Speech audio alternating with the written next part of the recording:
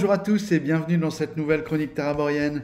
Une chronique taraborienne au cours de laquelle nous allons évoquer Chroniques Lémuriennes 3, le troisième supplément pour le jeu Barbarians of Lemuria.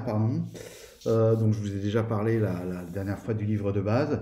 Je vous avais dit qu'on verrait toute la gamme qui, je le redis encore, pour moi est une des meilleures offres tant rapport qualité-prix que qualité, que système de règles, que tout ce que vous voulez du marché. Si vous êtes, comme moi, friand de Sword and Sorcery, voilà, parce qu'il y a tous les tropes du jeu, il y a un système qui sert ces tropes, et il y a un univers qui est présenté d'une façon que moi je trouve très intéressante, notamment pour les maîtres de jeu qui aiment bien piocher des éléments et bâtir aussi leurs propres histoires. D'ailleurs, on y reviendra, je pense que je ferai une sorte de petit atelier pour faire un peu le point sur ma façon de penser des campagnes et des scénarios, parce que ça fait un petit moment. Comme je vous le dis, pour ceux qui suivent la chaîne, vous êtes au courant, j'essaye de m'interroger sur ma pratique et de tout le temps remettre en question mes habitudes pour les faire évoluer. Voilà, ça a évolué depuis les dernières vidéos que j'avais fait dans ce sens, donc je vais bientôt en refaire une. Quoi qu'il en soit, Barbarians of Lemuria, Chroniques Lémuriennes numéro 3. Je saute le numéro 2, oui, qui est la campagne, la campagne du Dieu voilé, parce qu'il me faut le temps de la lire et de l'apprécier. J'ai commencé, ça part très bien, je ne vais pas en dire plus pour l'instant. En plus, sur la campagne, il va falloir que je fasse attention, parce que j'ai pas du tout envie de spoiler, ce serait un peu ridicule. Donc là, on est sur un supplément, et je saute le premier supplément parce qu'il est en réassort, et que j'attends avec impatience qu'il soit republié pour pouvoir l'acquérir. Pour l'instant, je ne l'ai pas. Alors, que dire de ce troisième ouvrage? Eh bien, la première chose, contre toute attente, même si j'adorais la maquette, et là vous dites, ouh là, qu'est-ce qu'il va dire? Non, même si j'adorais la maquette, ils ont encore progressé. C'est de la folie furieuse. Ils ont progressé sur notamment ce genre de choses. Alors ça va sembler du détail pour certains. Les aplats de noir comme ça qu'on voyait, ils sont beaucoup mieux faits. Là il y a une petite montagne, vous voyez, il les illustre. Voilà, il y a des illustres, et je trouve que ça a encore progressé. Hein. Bon, ça reste, voilà, ça reste un peu. Là, ça pourrait presque faire penser, d'ailleurs, ce genre de choses, sans moins les couleurs, à Nock. Vous voyez, ce genre de mise en page où on joue un peu, c'est différent. On passe du 2 colonnes à une colonne pour bien attirer l'attention. On a toujours ces superbes dessins. Regardez-moi ce personnage, s'il n'est pas beau. Magnifique en termes de réalisme.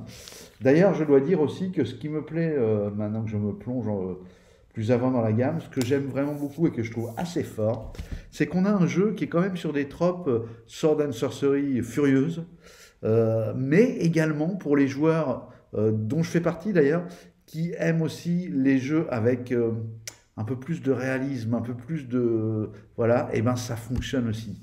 C'est là que le tour de force est assez intéressant, je trouve. On peut jouer à la déconnade, entre guillemets, on fait du gros barbare et puis on éclate tout, ça fonctionne, mais on peut jouer aussi plus sérieusement. D'ailleurs, j'ai cru comprendre, par rapport aux vidéos que j'ai visionnées de critiques de la campagne, parce qu'avant d'acheter, voilà, j'ai regardé moi aussi quelques vidéos pour me faire une idée. J'ai cru comprendre que la campagne, elle était plus dans cet axe-là, hein, qu'on n'allait pas jouer du what the fuck tout le temps. Alors, il y a des scènes où, effectivement, grâce au point d'héroïsme dans les règles, on avait vu ensemble dans la précédente vidéo, on va pouvoir faire quelque chose d'un peu out of the box, quoi, mais ça reste du sérieux. Il y a de l'enquête, voilà, donc moi je trouve ça très bien, vraiment, ça continue à me plaire énormément. Regardez si vous voyez le détail des élus, les fameuses statues hurlantes qui rappellent l'île de Pâques. Alors qu'est-ce qu'on a dans ce supplément? Allez, trêve de teasing, trêve de teaser. Eh bien, il est construit un peu comme tous les autres. Alors, on retrouve la très belle table des matières, avec un beau guerrier. C'est-à-dire qu'on va avoir une partie qui va détailler du contexte et qui va faire encore prendre d'écran à l'univers. Les îles du crâne. Cette partie dure quand même, pour vous dire, hein, qu'on ne se moque pas de vous, Oui, oui, ça dure tout ça. Ça dure tout même, quand même jusqu'à la page 48. Hein. Et alors, en gros, vous avez un petit topo des îles du Crâne, avec une carte d'ailleurs, une vue d'ensemble. La carte, je la montre un peu, voilà, les îles du Crâne. Pourquoi? Parce qu'évidemment, ça fait penser à un crâne. Pas mal, hein, parce qu'au début, pendant quelques secondes, j'ai cherché quand même. Et puis après, quand vous le voyez, je ne sais plus comment ça s'appelle, ces procédés. Vous savez, c'est lire dans les nuages. Voilà, ça a un nom, je l'ai plus, je crois que ça a un nom grec. Si quelqu'un s'en rappelle, il peut me le mettre dans les commentaires. Je me coucherai moins bête ce soir. Alors, le port du Seigneur des mers, les chasseurs d'os, voilà, la fraternité des pirates, car évidemment, c'est un peu l'endroit où on va trouver un peu les loups de mer, les pirates. Gortan le manchot, qui est le roi des pirates. Là, vous voyez, on est plus dans le côté what the fuck, on est moins dans le sérieux par rapport à Lilu, avec un garde Kalukan, vous savez, ces créatures qui n'ont qu'un œil et qui sont une grosse partie du premier supplément. Mais par contre, si vous voyez, si vous prenez ce pirate célèbre là, on est tout à fait dans le sérieux en termes d'Ilu. Vous voyez? Et j'adore vraiment les dessins d'Emmanuel Roudier, je trouve qu'ils amènent vraiment... Bien sûr, ça suffirait pas, hein, si le texte est nul et le jeu nul, voilà, autant... C'est pas une BD qu'on achète quand on est joueur de jeu de rôle, mais quand même, là, ça amène énorme. On a toute une galerie de PNJ, donc très intéressant, on peut piocher directement dedans pour créer ces histoires. Voilà, Lascaux le taiseux. Ensuite, on vous fait un petit topo de ce qui se passe sur les mers lémuriennes. Et là, accrochez-vous. Ensuite, vous avez ce chapitre que j'aime bien, qui est apparemment récurrent, parce qu'il était déjà dans le livre de base. C'est les idées d'aventure. Alors ça, c'est pas mal pour les MJ qui voudraient faire une aventure, mais qui sont pas trop sûrs de bien connaître la Sword and Sorcery, bah, plutôt que de grosses explications. Voilà, là, on a des idées d'aventure qui sont vraiment centrées sur des thématiques et des tropes qui vont forcément... voilà, c'est de la Sword and Sorcery. Vous avez la ville de Parsoul. Voilà, alors là, la ville, elle est bien décrite. Hein. Plusieurs pages, vous avez ce magnifique plan. Voilà. Alors, sur les plans, j'ai eu un regret quand j'ai vu ça. Je crois que c'est pareil dans la campagne. Alors, je comprends pourquoi ils ont fait ça. Ils ont voulu le mettre plus grand. C'est le plan sur la double page qui, en fait, est coupé un peu, voilà, par le raccord des deux pages. Moi, j'aime pas ça. Je préfère une carte à côté, si on fait là, qui pourrait se glisser dans le rabat. En plus, le jeu s'y prête avec ses rabats. Les quartiers de la ville, voilà. La religion à Parsoul. Tout un petit speech qui est pas très long d'ailleurs, qui me semble un peu court, sur les cultes de la Lémurie. Et là, on va vous parler des druides pourpres. Et puis derrière, on attaque l'horreur dans la pierre, premier scénario, voilà, que j'ai lu. Alors moi, je trouve que là aussi, si les scénarios du livre des bases étaient pas mal pour se lancer dans le jeu sans avoir à écrire un scénario et tout de suite être raccord avec la couleur, l'univers, tout ce que vous voulez, pour moi, il manquait un petit... Voilà, il n'y avait pas cette... ils étaient bons, hein, certains étaient bons, mais il manquait ce petit quelque chose. Ils étaient trop peut-être justement dans le what the fuck. Il manquait ce petit quelque chose qui fait que j'aime dans les jeux de rôle, cette espèce de crédibilité de l'histoire, de l'univers, mais aussi du scénario qui se joue. Et peut-être un peu court aussi, c'était plus des one-shots vraiment assez courts. Il y en a un ou deux plus longs, mais quand même, majoritairement. Là, on a des scénarios. Vous voyez, le premier, l'horreur dans la pierre, il est de la page 48 à la page... Hop, hop, hop, il y a du rebondissement, hein. Il y a du rebondissement, il y a du rebondissement encore et encore. Ah, confrontation finale, on approche, hein. Épilogue, une option finale, les protagonistes. Voilà, donc il va jusqu'à la page 82.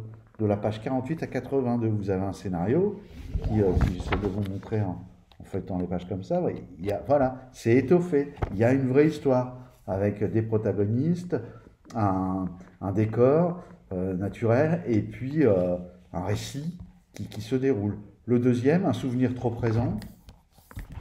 Voilà, vous en avez, je crois, 5 si ma mémoire est bonne. Le troisième, qui est un peu plus court, le deuxième, tout ne tient qu'à un fil. Voilà, qui me semblait pas mal. Vous avez à chaque fois le petit résumé d'aventure.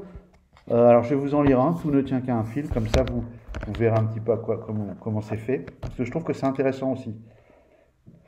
Normalement, si c'est bien fait, il n'y a pas de spoil. Alors, résumé de l'aventure, tout ne tient qu'à un fil. On a volé un tapis, mais pas n'importe lequel. Une véritable œuvre d'art que le vieil Algum destinait à sa jeune fiancée, Aliska, et ce larcin compromet leur mariage.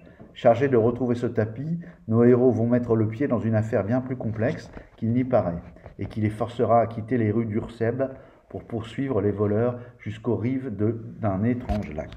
Voilà.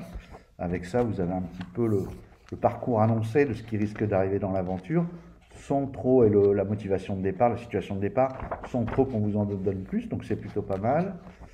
Celui-là est encore une fois assez long. Ah oui, celui-là il est même bien long. Et puis le vieux du haut plateau. Voilà, alors, je ne vais pas vous le lire, hein. Un peu de suspense. Que vous ayez quand même des choses à lire quand vous aurez acquis l'ouvrage. Voilà, je pense que ça va s'arrêter là-dessus, si ma mémoire est bonne. Il est long aussi encore celui-là. Donc il y a le deuxième qui est un peu plus court. Et, ah non, il y en a encore un. Pour les beaux yeux d'Amuniritis. Encore une belle illus. Assez sympa.